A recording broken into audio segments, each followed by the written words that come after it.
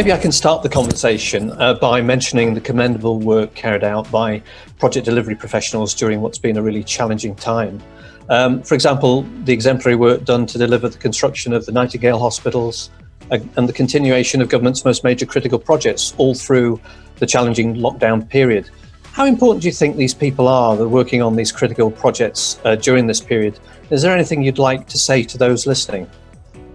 Well, it won't surprise you, Nick, that as someone who's responsible for infrastructure strategy and for the work we're doing on a new infrastructure bank and co-accountable for the work, the astonishing work that you're doing at the IPA, I feel very strongly that the professionalism and the energy that's been shown by the whole projects sector, if you like, has been astonishing actually over the COVID period. And if you had told me that the industries involved would have got themselves back up and running so quickly and be able to run safely and securely over that process as effectively as they have beforehand, I would have been amazed. And so I'm thrilled about that. And I may say also that I think it does set a high bar for us in future, because there's so many more places we can go with this profession and with this set of ideas and work. It was actually quite pleasing to see the amount of collaboration we saw with the construction sector on trying to get their arms around the site operating practices, best practices. We saw a number of sites actually almost seamlessly transition into safe ways of working, COVID-safe sites, with exemplary performance. If you look at projects like Wellingborough Prison, for instance, which continued all through all the lockdowns in a safe and effective manner. So really pleasing to see. Well, I can imagine. I'm sure that's right. And I mean, I noticed it in things like HS2, obviously, where I sit on the oversight board for that. And that reinforced the picture. It's funny how it takes a crisis sometimes to catalyze and to release energy, and also to get the different companies, different parties involved, sometimes to just drop their mutual guard a little bit and come together in the national interest. And if we can somehow bottle some of that energy and then use it for the future, I'm sure we'll all be the happier for it. You make me reflect actually on the energy and effort that's gone into drafting and delivering on the Construction Playbook, which was really born out of that hugely collaborative effort with the construction sector. So we'll maybe come back to that later in the conversation, if we may. I think there's a really interesting lesson that came out of the Ventilator Challenge and some of the other stuff, which is in a COVID world, we can operate in industry in a far more tech-enabled and distributed way than we have been.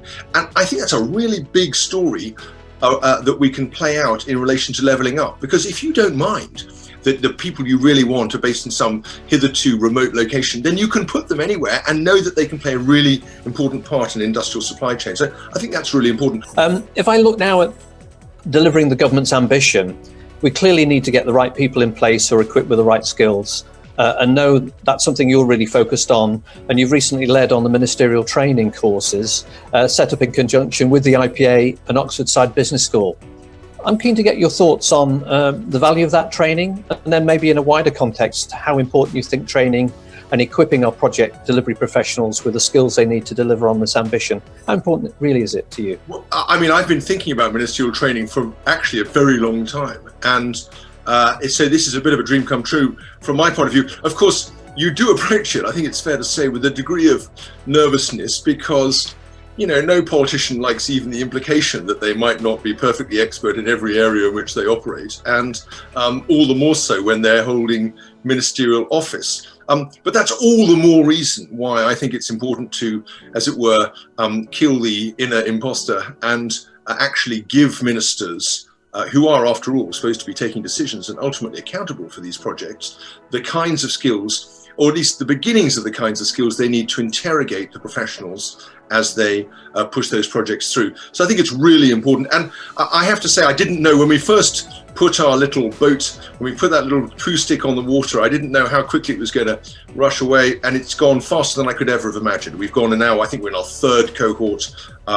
There's a tremendous amount of support from ministers, and what I've been really interested by is it hasn't just been in the ministerial infrastructure departments, it's also been in areas that you wouldn't necessarily have expected, and it's been from the most junior ministers to the secretaries of state in most cases. And so that is, I mean, we haven't had the Prime Minister yet, and we haven't had the Chancellor, but we've had virtually everyone else either lined up or looking forward to doing it. So that's really exciting. I think SIDE have done a great job, and I think the IPA has done a great job. What's really interesting, though, to me, has been that has a wider effect. It kind of sensitizes ministers to something that you've known, and I think I've known for a very long time, which is it makes a huge difference, not just that you have the right structures in place, but that you have people with the proper skills and the proper incentives and the proper mojo and energy to get up and do the job. And that's why I'm massively excited by all the work that you're doing with senior responsible owners and with the Major Projects Leadership Academy to kind of build in that bench strength, and also to find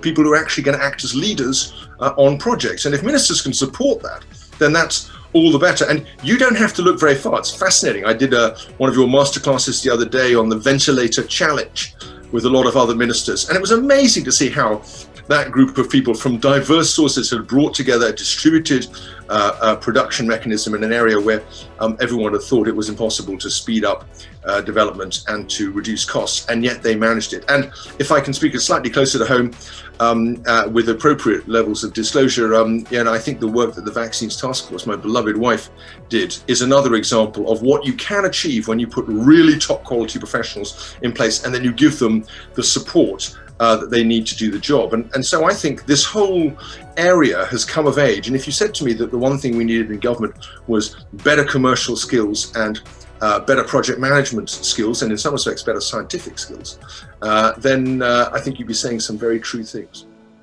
That's really pleasing to hear. I always say that people are our most important asset, and highly skilled people can deliver amazing things. I thought it was really telling to hear the Ventilator Challenge story, taking a company who were able to deliver 2 ventilators a week to deliver 400 by bringing the collective willpower and energy and skills of various participants. And they've left that legacy with the company.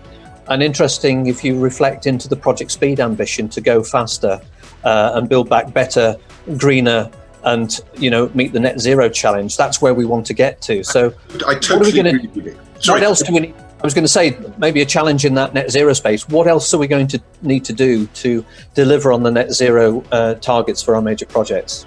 On net zero, it is a topic of central importance to the government, not just for the substantive projects that we do within it, but for the mindset and the ethos that we need to have running through the whole of government in general, both on the spending side and on the capital project side. So I think it's absolutely foundational to what we're doing, and it doesn't surprise me at all that we have spent as much time as we have on the infrastructure strategy, or on the net zero interim report, on the work that's been done on the energy white paper, or a host of other things, all designed to get us further in that direction. That leads nicely on to a question I'd like to end the conversation on, which is referring to the publication of the National Infrastructure Strategy, the Construction Playbook, the government's overarching infrastructure ambition as a once-in-a-generation transformation. And I think conversation showed that we are really serious about driving a step change across the infrastructure world, the construction sector, to change both the quality of the UK infrastructure, but also on how we deliver our major projects. What do you think the impact's going to be for the country if we deliver on this ambition?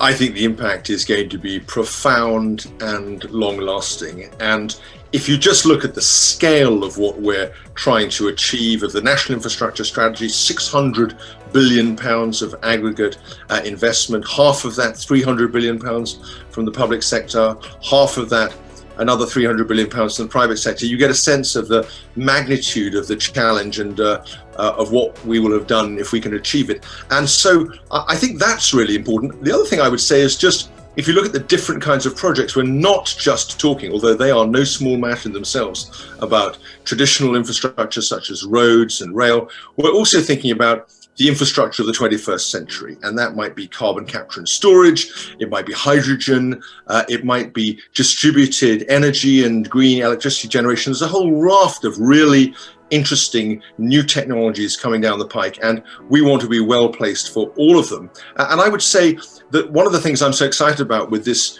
new infrastructure bank work that we're doing is that it may be able to act both as a thought leader and as a developer of potential pilot projects in these areas, so that we can act as a kind of seedbed for the industries of the 21st century. And I don't think there's ever been a more interesting time for someone who's interested in projects or in construction or in infrastructure to want to get stuck in, to get involved in this, and to make this amazing future a reality.